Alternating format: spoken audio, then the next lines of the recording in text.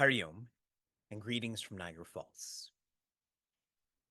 One of the most universal prayers begins with Sahana Vavatu. When you open this up, it means Saha now Avatu.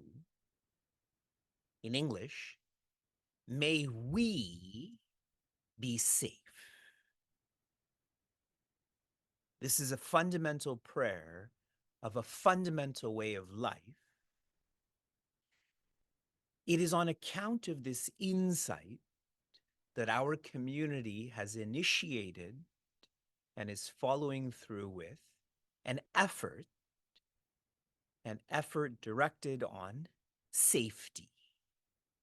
Whose safety? My safety, your safety, our safety. May we be safe. To feel one's infinite nature, one has to engage in comprehensive self-development. One's body has to be healthier, one's mind has to be healthier, not just in the morning, but all day, with all relations. Such self-development is facilitated by insight. As an example, if I have the insight that everything that happens to me is for my own betterment, that insight helps me to accept more, helps me to exert more. Such insights in our culture is shared by a parampara. Someone who's insightful knows how moving this can be, and so they share that insight with another who wants this, who needs this to engage in self-development, to feel independently joyous. A way to understand a parampara, that is a lineage, this happens in a systematic way. Whatever is systematic eventually becomes systemic. Our exposure to systemic tends to be in the negative. Systemic racism as an example. But the genesis of this is it was systematic. A system can be negative or positive, or positive. So when there's a system of insights that are being shared, this becomes systemic, one becomes insightful. I'm connecting all of this to our effort is to be systematic in facilitating safety, so this becomes systemic for our society. When individuals organize themselves, that affects a family. When families organize themselves, it affects a community.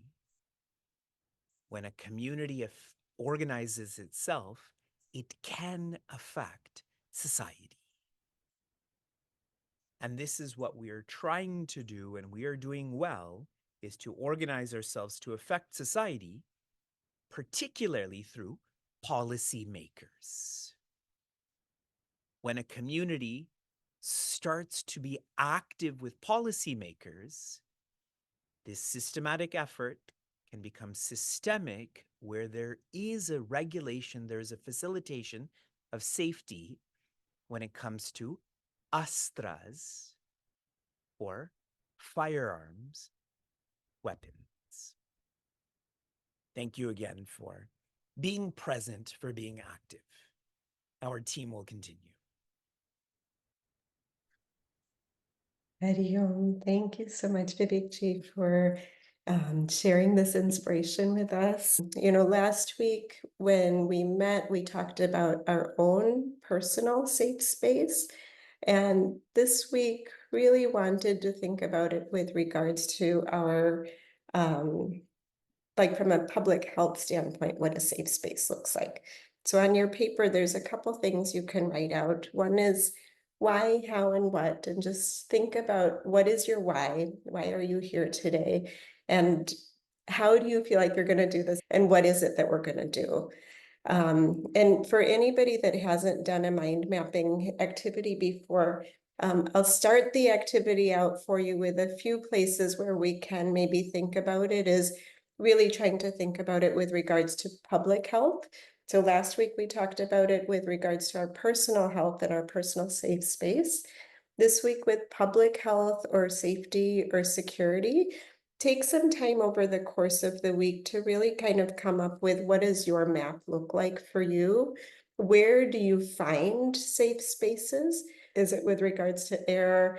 Is it with regards to water? Is it with regards to the earth, animals, people? You know, when you think about from a public health lens, um, where you find safety, where you find security. So what are different public health initiatives that you have noticed have left an impact in you in terms of why you feel safer?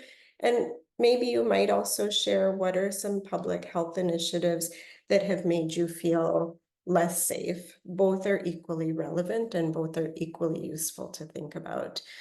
I'll share with you some of the things that I started out with in terms of my why, you know, just coming from the pledge, devotion to the people is the devotion to the Supreme Self, that this is our sadhana. And if this is our sadhana, then really we just do this as our puja, we do this as our devotion to Bhagavan. How do we do this? I also kind of really clearly found from Puja Gurudev that he shared this in the pledge with us. Every week we say that the service of our country is the service of Lord of Lords. And so really seva is the how. And if we can keep that in mind, that our sadhana is the reason why we're doing this and our seva is how we're going to do this. I feel like even Puja Gurudev told us exactly what we need to do. He said, stand up with love and respect. Stand means that inaction is not an option. We have to do it. And love and respect, meaning that we have to have acceptance. Otherwise, how are we going to move forward? And then finally, what do we need to do? Puja Gurudev has told us we need to serve as an army. We need to fight low tendencies. So if there's something that's not okay, we can't just sit back and watch. We have to get up and stand and do something about it.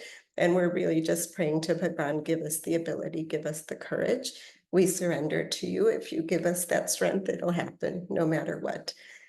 So that was my why and how and what that I just wanted to share with all of you. But really, when it comes to making your mind map, I think that it can be whatever it is. This is just an example of how to do it. When you sit and you reflect with it, you come up with so many things that, you know, I mean, on the one hand, I felt like there's so much that I feel so grateful that we have, that we are given to be living in a country with so much safety and security. And it's amazing that we have so much privilege. So feeling that sense of gratitude, but also just feeling like, okay, there are some things that we know over time. You know, there was a time when people smoked all the time. Now they don't. What's changed? So also looking at those bills and those changes that have come over the years, maybe this will help us figure out when we do communicate with our policymakers, what's a way that we can communicate at coming with love and respect, but being able to share something of value with them as well. And so we'll keep going with these conversations. It's not a one and done for sure. It took years for them to be able to get the smoking laws to change. So really grateful for you all to spend these 15 minutes with us this morning. So thank you all for being here. And Vivekji, is it okay if I ask you to close, please? Yes, awesome in so many ways to see all of you, to listen to all that's being shared. I hope you feel that this is our responsibility. I really do. And there's not enough communities that are oriented towards society. So it makes me very proud to be part of this community that is oriented towards society, whether it's enhanced seva training or loving earth, our Devi culture, effort for safety. Shanti, Shanti, Shanti.